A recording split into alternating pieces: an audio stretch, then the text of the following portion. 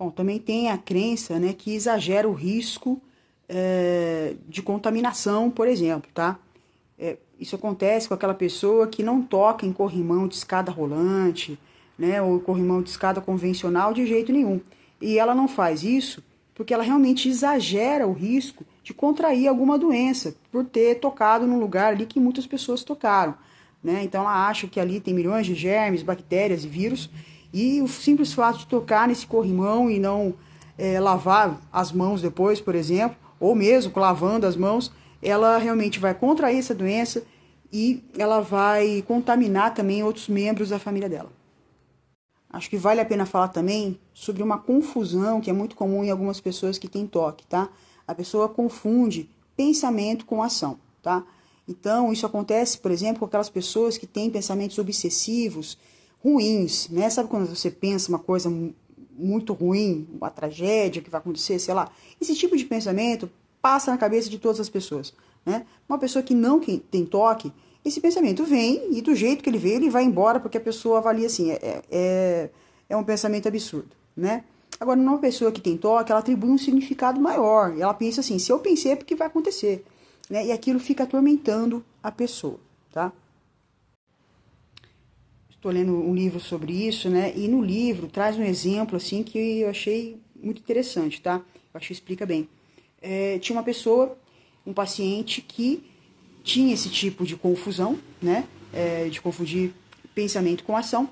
E ele não ia simplesmente a nenhuma festa de casamento que ele era convidado, porque ele tinha um pensamento obsessivo de que ao cumprimentar a noiva, ele, em vez de cumprimentá-la, ele iria dar um soco na noiva, né? Então, por algum motivo veio esse pensamento totalmente besta na cabeça dele, só que não foi embora, né? A ponto dele realmente achar que iria fazer isso, mesmo não tendo um histórico nenhum de violência. É interessante que pessoas que têm esses pensamentos ruins, né, que acham que vão cometer alguma coisa muito horrorosa contra alguém, são pessoas que, pelo contrário, jamais fariam algo contra alguém, né, porque são pessoas que têm, assim, bora falar de tratamento, né? Dessa vez eu não vou falar da terapia do esquema, tá?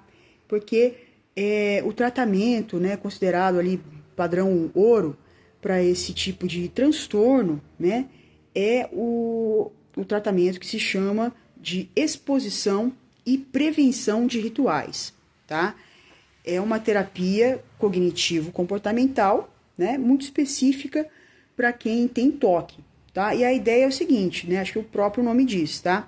A ideia é de que a pessoa precisa enfrentar as suas obsessões, né, evitar as suas compulsões ou evitações, né? Compulsão é aquilo que você faz repetidamente, a evitação tem a ver com aquilo que você deixa de fazer. O exemplo aí é a pessoa que não toca em trinco de porta ou em corrimão, por exemplo, tá? A ideia é assim, se a pessoa fugir, né? Eu vou dar um exemplo aqui, a pessoa que tem essa obsessão por simetria, por exemplo, né? O exercício pode ser o seguinte, né? Ela vai mudar de lugar os objetos ali da sua escrivaninha, da sua mesa, da sua estante, sei lá o quê, né? A cada dia. E ele vai dispor, né, de forma bem bagunçada, propositalmente, tá? Isso deve ser realizado diariamente, por exemplo, tá? É um exemplo de exercício de exposição e prevenção de rituais. Agora, é importante também dizer o seguinte, o tratamento ele vai englobar também alguns exercícios cognitivos, né?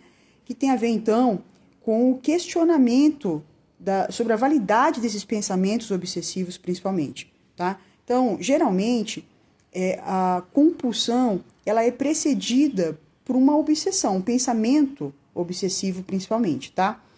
Então, a ideia... Um exemplo prático aqui, né? Tem pessoas, por exemplo, que não vão a banheiros públicos de jeito nenhum, porque elas acham simplesmente que o fato de usar um vaso sanitário que milhões de pessoas usaram vai fazer com que ela contraia AIDS. Obviamente, não se contrai AIDS dessa maneira, né? Mas essa pessoa acha. Então, assim, num exercício cognitivo, você vai buscar da pessoa evidências de que é possível contrair AIDS dessa maneira. E, obviamente, essa pessoa não vai achar, tá? Você pode, inclusive, realizar pesquisas ali, demonstrar o que a ciência evidencia sobre o tema e tal. Tem várias estratégias, o questionamento socrático, né? Enfim, o psicólogo ele vai utilizar, então, essas estratégias para fazer com que a pessoa confronte a validade do seu pensamento obsessivo. A boa notícia é que esse tipo de tratamento é muito efetivo, tá? Como eu disse, é o tratamento considerado padrão ouro para o transtorno obsessivo compulsivo, tá bom? Mas em alguns casos, esse tratamento precisa ser aliado, associado ao tratamento psiquiátrico também, ao uso de medicamentos, tá bom? Então, em casos, por exemplo, em que a pessoa, devido ao toque, ela desenvolveu uma depressão grave, né? Ou ela tem ali um transtorno de ansiedade generalizada, né? Uma comorbidade. Aí é necessário também, né? O ideal, pelo menos, é aliar esse tratamento cognitivo-comportamental com o uso de medicamentos. Não preciso nem falar, né? Então, se você gostou desse conteúdo, curte, compartilha, divulgue. E da próxima tem mais. Vou fazer mais vídeos sobre a terapia do esquema, tá bom? E só tô demorando um pouquinho porque a vida anda corrida, tá? Tá difícil nesse momento, por isso eu só dei uma paradinha aqui nos meus afazeres para gravar esse vídeo, mas pretendo ainda gravar outros e também sobre a terapia do esquema, tá bom? A gente se vê por aí. Valeu, gente!